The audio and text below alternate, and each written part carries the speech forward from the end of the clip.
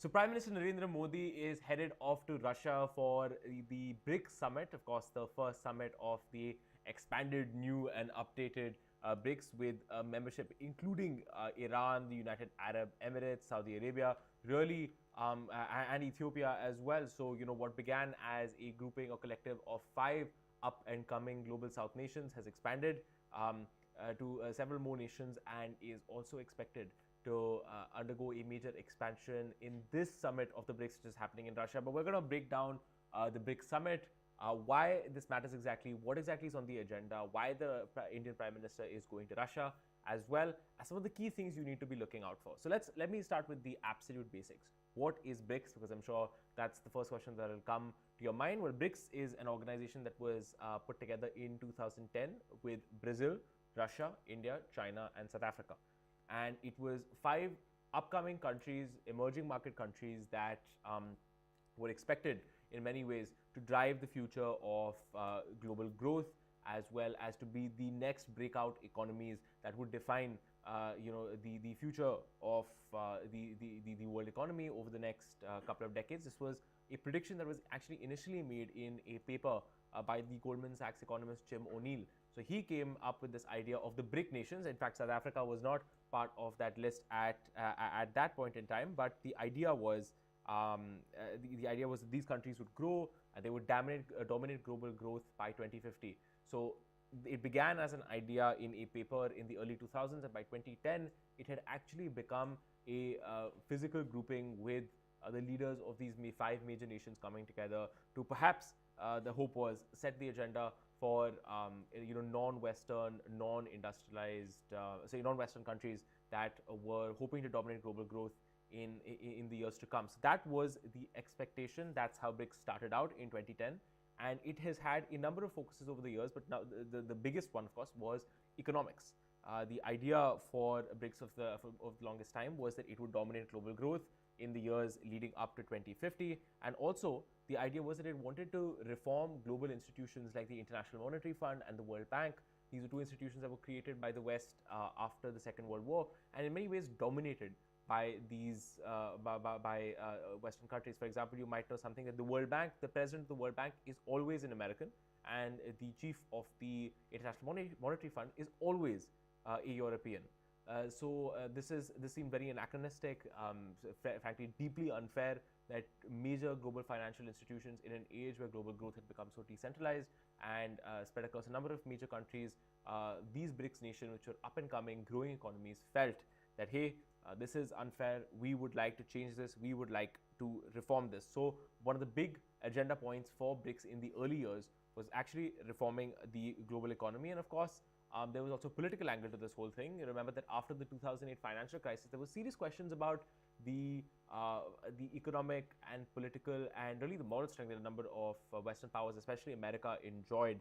It was a major watershed moment, and many people began to believe that this was one of those historical turning points that showed that actually the West, the United States, etc., was declining relatively in power, and it was time for a new crop of countries, these BRICS nations, to also grow their political power. And the idea was that BRICS countries could come together to build up a grouping that could stand up to Western pressure. That was the idea. So we talked about the economics, and we also talked about the politics. Now, the interesting thing is, what did the BRICS achieve? What has it achieved in the last 15 years? Well, several people argue that, number one, in the early years, BRICS was extremely successful in spurring a number of G7 countries, an exclusive group of mostly rich countries and industrialized countries, to really engage with the idea that actually a number of emerging economies need to be brought in, need to be consulted with, need to be engaged with, and that an exclusive club of just a few rich countries could no longer govern the world economy, could no longer take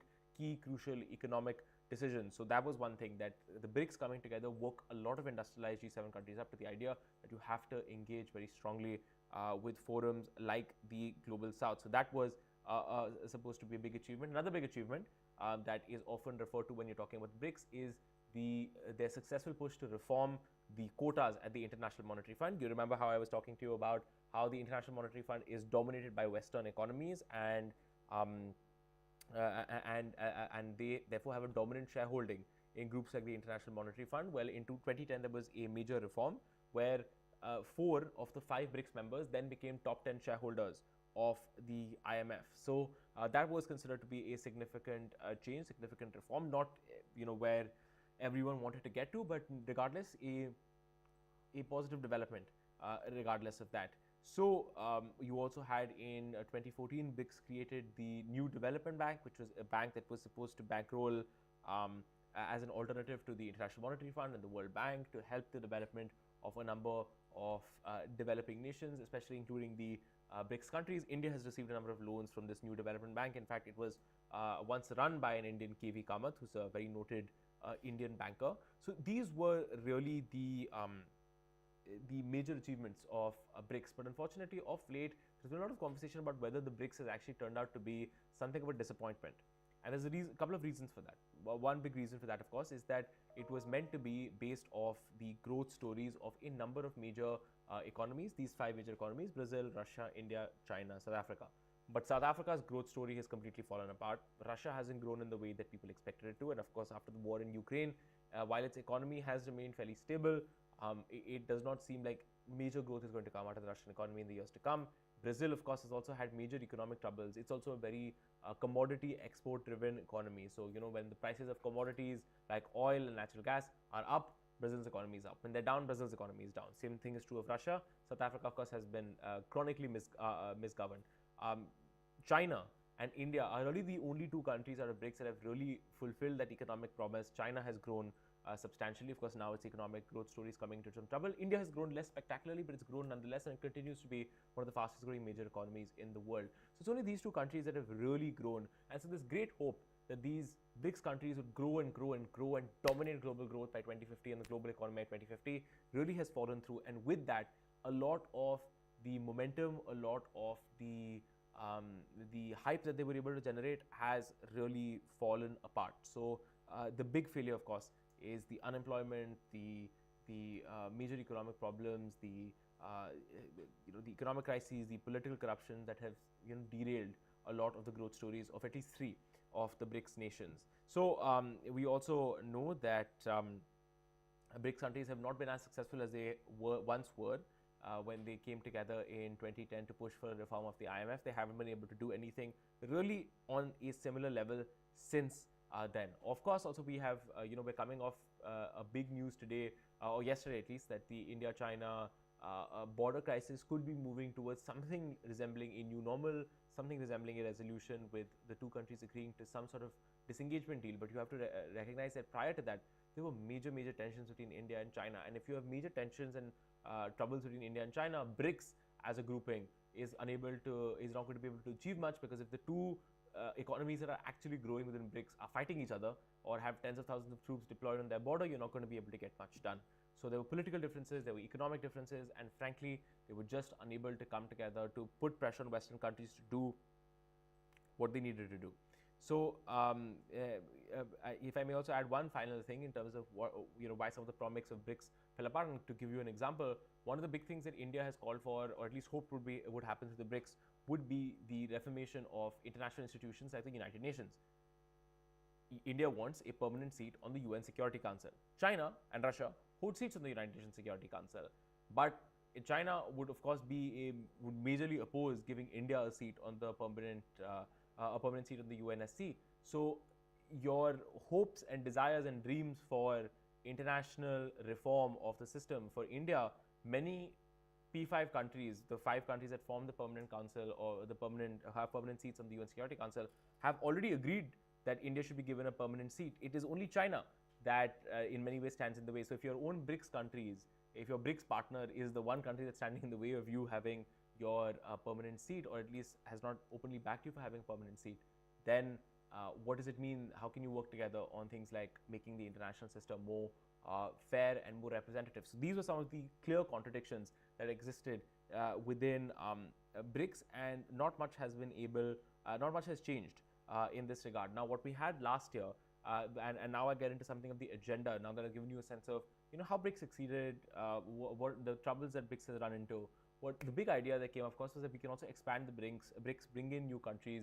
You might recall that over the last couple of years, a number of countries across the global south have faced increasing economic distress, have faced a rollback in terms of how successful the social development has been. They've been hit badly by the pandemic, the high levels of debt, and expanding a forum or a grouping like the BRICS to allow more of these countries to come in, to be sort of a voice of the global south, as it were, has acquired some attention. So last year, BRICS countries made that decision to expand their membership, to bring in countries like Iran, Ethiopia, Saudi Arabia, the United Arab Emirates, and of course Argentina was also asked to join, and it initially accepted, but then of course the new government of Javier Milei has said that it does not want to join.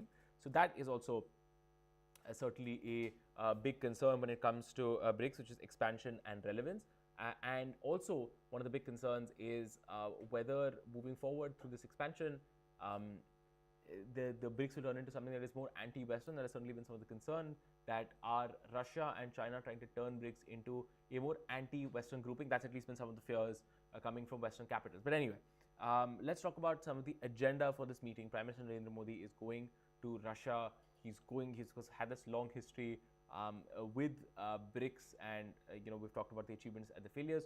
What is going to be on the agenda? Number one of the big things is going to be the expansion of the BRICS. The Russian President Vladimir Putin talked about very recently how over 30 countries have applied for a membership to the BRICS, and the big question is whether that expansion will be granted, because as I just said, there are some serious concerns about whether bringing in more countries makes organizations more ineffectual, because you have so many more agendas to bring together, you have so many more countries to bring together. When it was just BRICS, it was hard enough with just 5 countries that all had one common thing, a common growth story and a common geopolitical interest.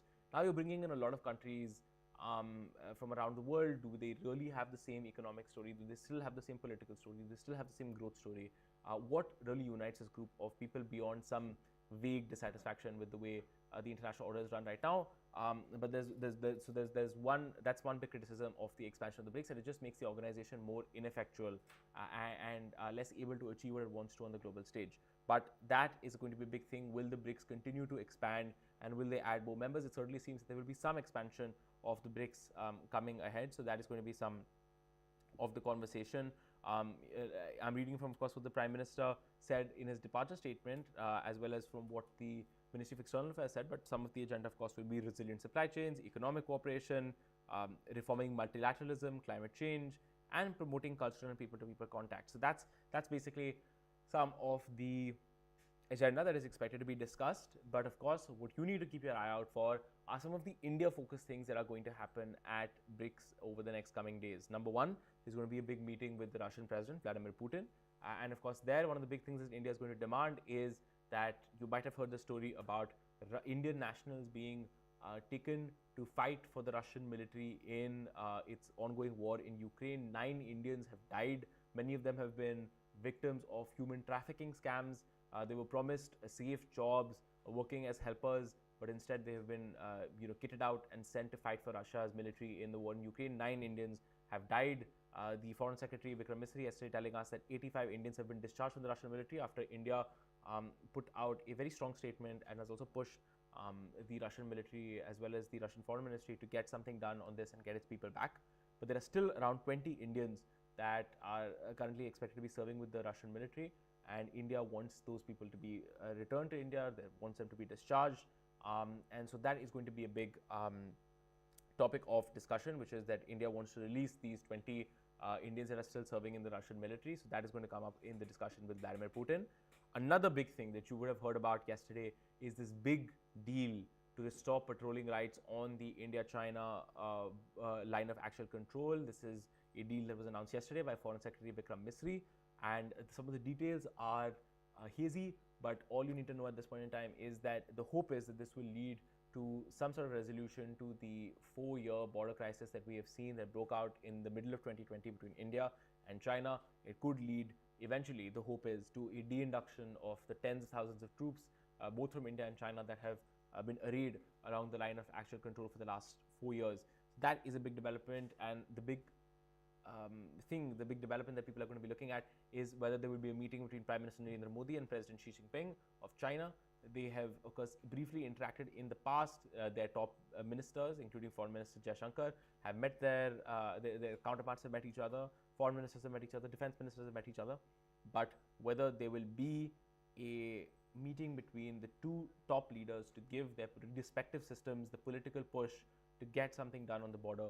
That will be a big development that we will have to watch. And of course, I can't let you go without also pointing out that there's also other bilaterals that are planned that are also going to be interesting to look at. Turkey, the Prime Minister may also be meeting with the President of Turkey, Recep Tayyip Erdogan,